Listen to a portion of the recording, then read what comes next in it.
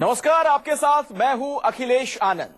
अब आप भी बन सकते हैं बिजनेसमैन। बिजनेस मैगजीन के कवर पर छप सकता है आपका भी फोटो। बिजनेस की दुनिया में आप भी बन सकते हैं नए बाजीगर, क्योंकि अब आ गया है स्टार्टअप इंडिया। सबसे पहले आपको मिलवाते हैं स्टार्टअप के आसमान के नए सितारों से।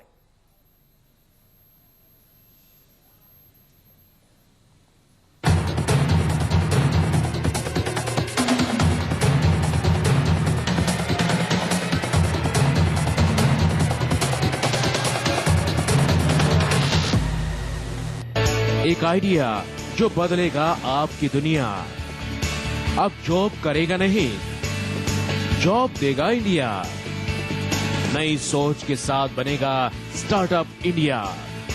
बिजनेस के आसमान में स्टार्टअप के सितारे।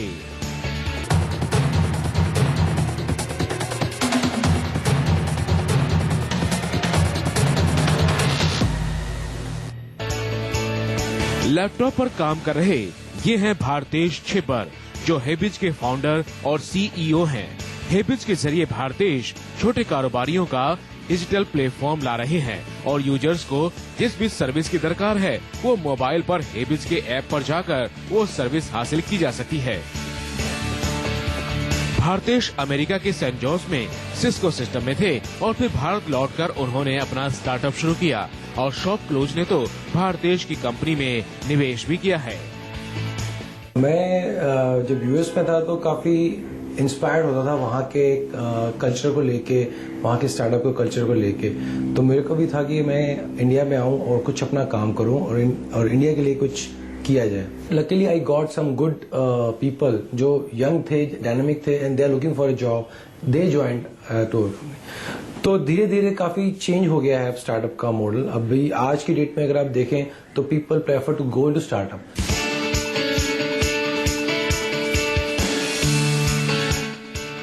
भारतेश की तरह राहुल गुप्ता हैं, जिन्होंने अपना स्टार्टअप शुरू किया है और ये लैब बाजार नाम से पोर्टल चलाते हैं, जिस पर जानी मानी कंपनियों के मेजरमेंट इक्विपमेंट आप ऑर्डर कर मंगा सकते हैं। ये जो अभी स्टार्टअप इंडिया इनिशिएटिव आया है, this is a very good step.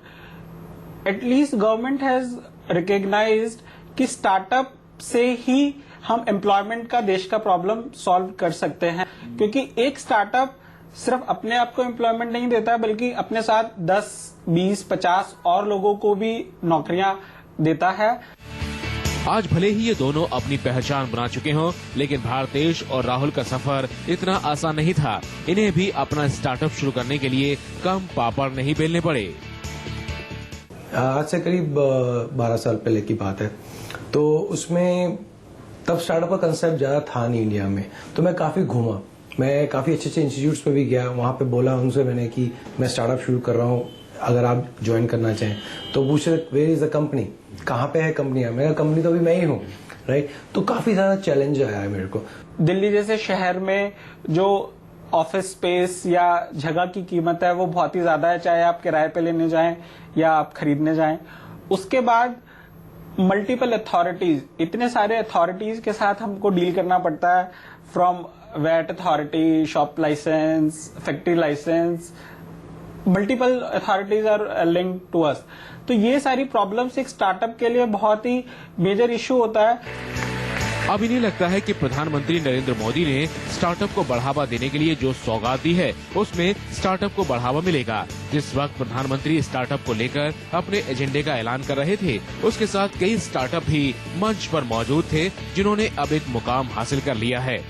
सूची मुखर्जी, जो लाइम रोड की फाउंडर सीईओ हैं, तो ग्रे ऑरेंज के समय कोहली रोबोट बनाते हैं। इनका मानना है कि स्टार्टअप को देश में अब बढ़ावा मिलेगा। देश में पहली बार ऐसा हुआ है कि एक प्रधानमंत्री जी खड़े होके ऐसे बोले कि हमारा काम है बाधा ना बनना, हमारा काम है साहस देना। जैसे जैसे ये फर्स्ट स्टेप्स ली कि कुछ इंक्यूबेटर प्रोग्राम के, कुछ फंड्स ऑफ फंड्स के, कि एक दिन में आपका रजिस्ट्रेशन हो जाए, ये सभी सही डायरेक्शन में है। पीएम ने ना कोई बहुत बड़े वादे नहीं किए। मेरे को बहुत अच्छा लगा कि पीएम ने बिल्कुल सही चीजों पे मुद्दे उठाए। उन्होंने एक फंडिंग और वो इकोसिस्टम बोला, बट उन्होंने कहा कि यार आपके लिए रजिस्ट्रेशन आसान करेंगे, आपकी प्रोक्योरमेंट आसान करेंगे, आपके लिए पेटेंट रजिस्टर करना आसान करेंगे। ये मैं कहूँगा अगर आप बाहर से देखो तो लगे यार बहुत छोटी छोटी चीज़ें हैं, मतलब एक कंपनी है बनाने में कितनी मुश्किल होगी, बट मेरे हिसाब से स्टार्टअप्स के लिए सबसे ज़्यादा ज़रूरी चीज़ रहती है। इसमें कोई दो राय नहीं है कि स्टार्टअप के लिए बेहतर इकोसिस्टम तैयार करने की जो कोशिश हो रही है उसकी हर कोई तारीफ कर रहा है। अब देखना होगा कि भारत कब सिलिकॉन वैली या सिंगापुर की तरह स्टार्टअप के लिए भी बेहतरीन डेस्टिनेशन बनेगा। मनीष कुमार, न्यूज़ 24।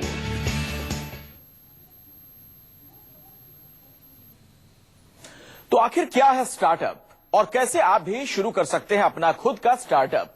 देश के नौजवानों को पीएम ने क्या स्टार्टअप मंत्र दिए हैं, इस रिपोर्ट में देखिए। हमारे युवक नए उद्योगकार कैसे बने, हमारे युवक नए उत्पादक कैसे बने, पूरे देश में इन नए उद्यमियों के द्वारा एक स्टार्टअप का पूरा नेटवर्क कैसे खड़ा हो। आने वाले दिनों में स्टार्टअप इंडिया और देश के भविष्य के लिए stand up India, startup India, stand up India.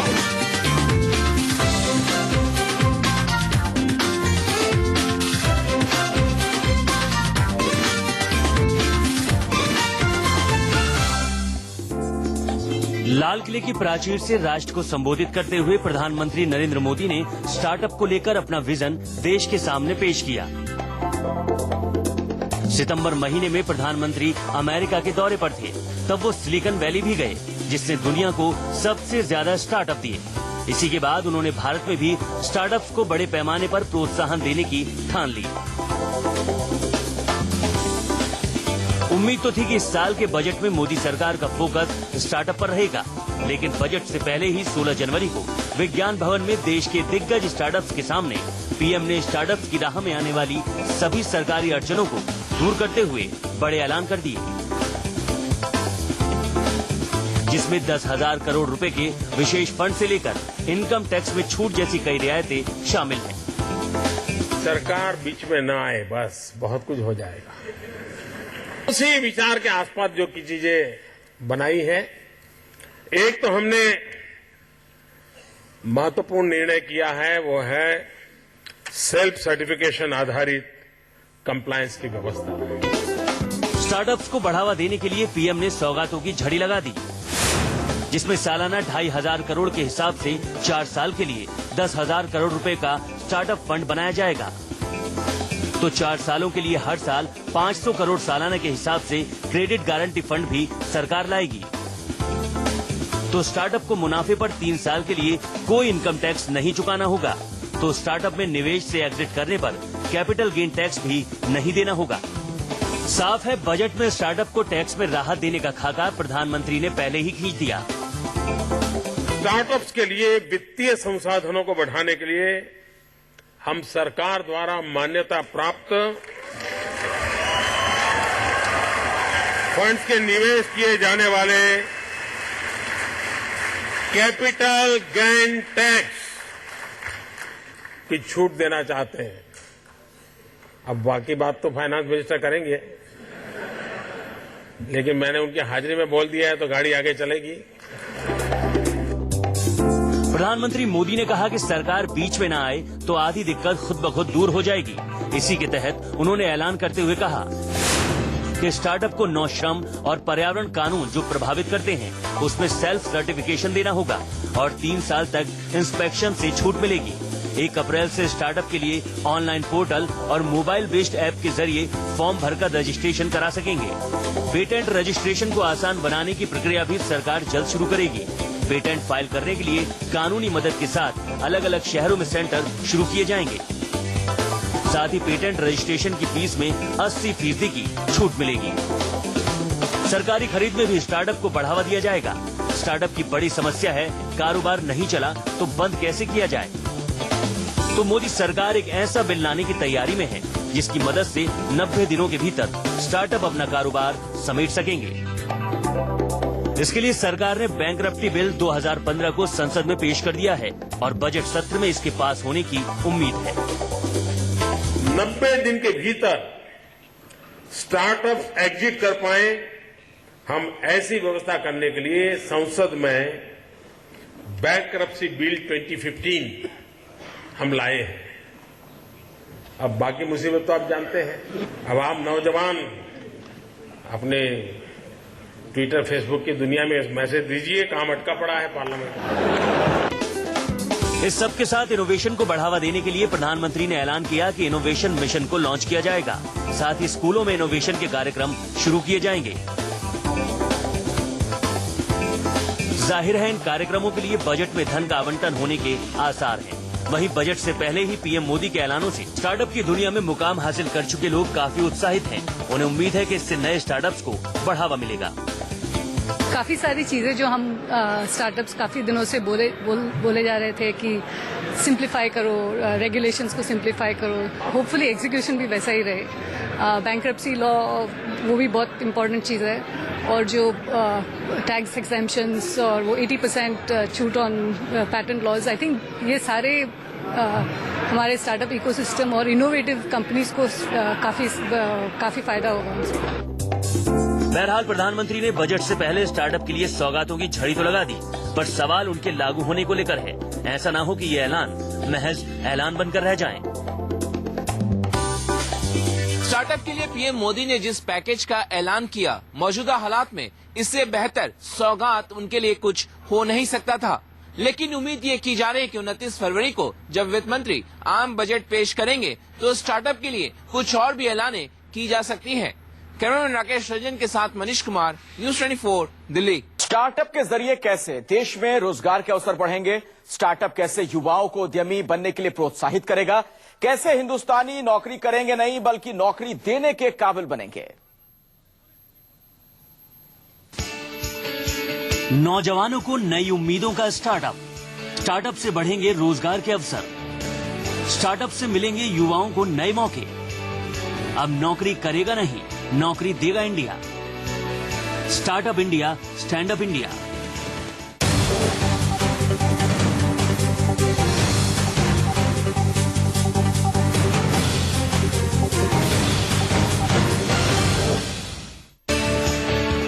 क्या स्टार्टअप इंडिया से मिलेगी देश को तरक्की की नई रफ्तार? क्या स्टार्टअप इंडिया से बढ़ेगा देश में रोजगार? प्रधानमंत्री नरेंद्र मोदी ने स्टार्टअप इंडिया को लेकर अपनी सरकार का विजन का ऐलान किया तो जाहिर है इसकी बड़ी वजह थी कि कैसे देश में रोजगार के अवसर को बढ़ाया जाए, कैसे देश में नौकरी की नई संभावनाएं पैदा की जाएं। मोदी सरकार को सत्ता में 20 महीने होने को हैं, पर रोजगार बढ़ाने के मोर्चे पर सरकार का रिपोर्ट कार्ड बेहद फीका है। बीजेपी ने सत्ता में आने से पहले हर साल 2 करोड़ नए लोगों को रोजगार देने का वादा किया था, यानी 5 सालों में 10 करोड़ नौकरी। निजी क्षेत्र की ओर से निवेश बढ़ नहीं रहा, जिससे देश में रोजगार के अवसर बढ़े। सरकारी क्षेत्र में नौकरी के अवसर वैसे ही घट रहे हैं। तो ऐसे में स्वरोजगार को बढ़ावा देने के लिए स्टार्टअप इंडिया मोदी सरकार लेकर आई है, जिससे लोगों में उद्यमिता को बढ़ावा दिया जा सके और वो दूसरे लोगों को भी रोजगार मुहैया करा सके। यानी अब हिंदुस्तानी नौकरी करे नहीं बल्कि नौकरियों के अवसर पैदा करे। एक साइकोलॉजिकल चेंज लाना है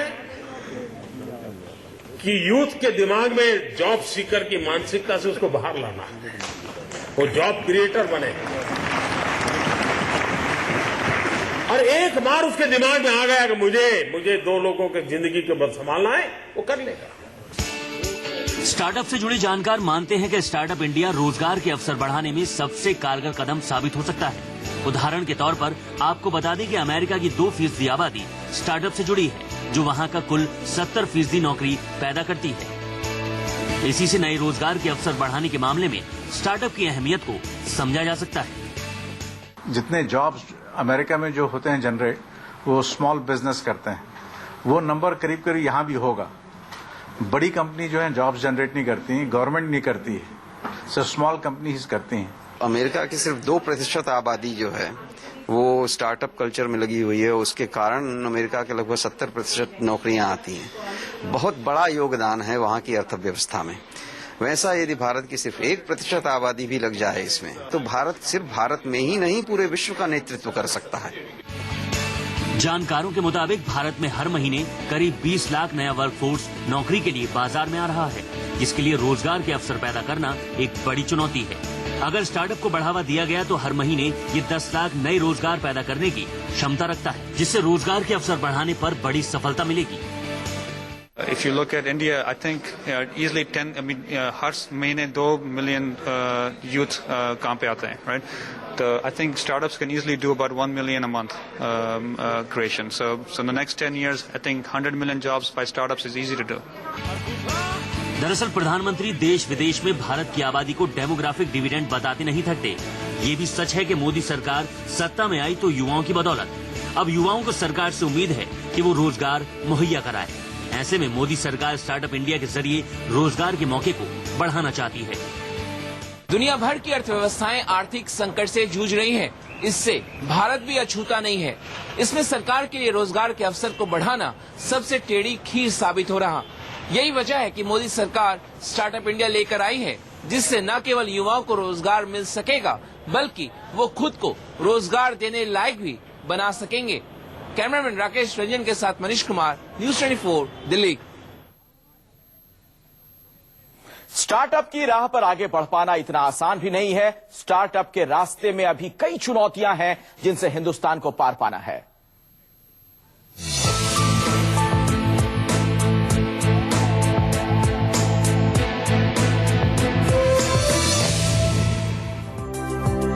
प्रधानमंत्री नरेंद्र मोदी ने 2014 के लोकसभा चुनाव के प्रचार के दौरान 5 सालों तक हर साल देश में 2 करोड़ लोगों को रोजगार देने का वादा किया था। मोदी सरकार को सत्ता में आए 20 महीने हो चुके हैं, पर नए रोजगार के अवसर पैदा करने के मोर्चे पर सरकार बेहद विफल दिखती रही। इसी को ध्यान में रखते हुए पीएम मोदी ने लोगों में स्वरोजगार की भावना को बढ़ावा देने के लिए स्टार्टअप मिशन को लॉन्च किया है। स्टार्टअप का मतलब ये तो नहीं है कि हर किसी के पास $1 बिलियन का काम हो रहा है और 2000 लोग काम करें, जरूरी नहीं है। 5 लोगों को भी अगर मैं रोजगार देता हूं तो मेरा स्टार्टअप मेरे देश को आगे बढ़ा रहा है। प्रधानमंत्री ने भले ही आने वाले दिनों के लिए स्टार्टअप को बड़ी सौगात दी है, लेकिन भारत में स्टार्टअप के लिए कारोबार शुरू होना इतना आसान नहीं है। सबसे पहले स्टार्टअप फंड कैसे जुटाएं, ये बड़ी चुनौती होती है, क्योंकि बैंक स्टार्टअप को कर्ज देने में आनाकानी किसी ने लॉन्च कर दिया और वो नहीं चला तो दिवालिया होने के बावजूद भारतीय कानून है, उसके हिसाब से कारोबार बंद करना बेहद मुश्किल है। स्टार्टअप के वेंचर में फंडिंग करने वाले जानकारों की माने, सरकार के लिए स्टार्टअप को बढ़ावा देने के लिए नियमों को आसान करना बेहद जरूरी है। तभी दुनिया भर के निवेशक भारतीय स्टार्टअप इकोसिस्टम में निवेश करने के लिए आकर्षित होंगे। यहाँ इंडियंस जो हैं वो पैसा नहीं डालते। भारत में बहुत क्षमता है। भारत में क्षमता की कमी नहीं है। इतना पैसा यहाँ पर भारत में जो है, अब पैसों की कमी नहीं रही है। कमी जो है वो है इमेजिनेशन की, पॉलिसी की। हर्डल्स तीन जगह में हर्डल होते हैं। एक तो स्टार्ट करने में कंपनी, दूसरा जब कंपनी स्टार्ट हो जाती है तो उसको जो कितने पॉलिसी उनको पेपर वर्क सारा साइन करने पड़ते हैं, compliance issues, regulation issues, there too much to handle by any startup. बहरहाल प्रधानमंत्री मोदी ने स्टार्टअप को बढ़ावा देने के लिए कई रियायतों का ऐलान किया है।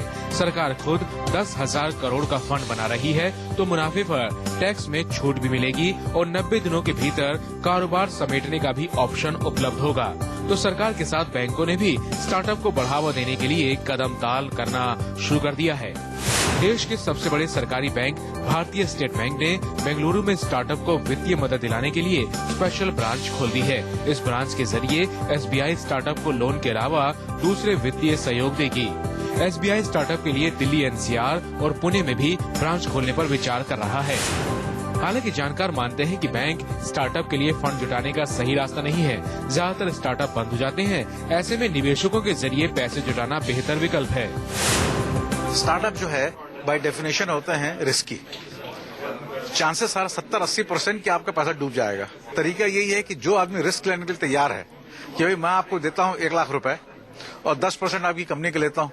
अगर कंपनी सक्सेसफुल होगी 5 करोड़ की हो गई तो 10% मेरा, अगर डूब गई तो डूब गई। ऐसे लोगों को ढूंढना है। बैंक जो है is not a solution. America का सिलिकॉन वैली स्टार्टअप के लिए जाना जाता है और सिलिकॉन वैली को बसने में करीब 50 साल लगे थे। जानकारों के मुताबिक भारत में टैलेंट की कमी नहीं है और सरकार बेहतर माहौल दे तो यहाँ भी ज्यादा स्टार्टअप तैयार हो सकते हैं। हमारा पूर्ण विश्वास है कि यहाँ पर नई नई कंपनियां आसानी से बन सकती हैं, नए निवेश आ सकते हैं, देश विदेश के निवेशक आएंगे, सिर्फ अमेरिका के ही नहीं, सिलिकॉन वैली के भी नहीं, और देश विदेश से लोग अपने जो नए नए आइडिया हैं उनको लेकर के, विचार हैं, उपाय हैं, उनको लेकर के यहाँ आके कंपनी बनाने की हिम्मत और दूरदर्शिता रखेंगे। बहरहाल भारत में बड़े बड़े कॉर्पोरेट दिग्गज इन दिनों स्टार्टअप में पैसा लगा रहे हैं, जिसमें सबसे बड़ा उदाहरण टाटा समूह के रतन टाटा शामिल हैं, जिन्होंने Snapdeal, first cry, Paytm, car देखो और स्वस्थ इंडिया जैसे कई स्टार्टअप में निवेश कर युवा उद्यमियों को फंडिंग की। तो सॉफ्टबैंक जैसी विदेशी कंपनियां भी स्टार्टअप में निवेश करती हैं। उम्मीद है कि पीएम मोदी के स्टार्टअप को बढ़ावा देने की कोशिश से युवा तो स्टार्टअप बनने के लिए आकर्षित होंगे ही, साथ ही निवेशक भी भारत में निवेश के लिए प्रेरित होंगे। मनीष कुमार, न्यूज 24।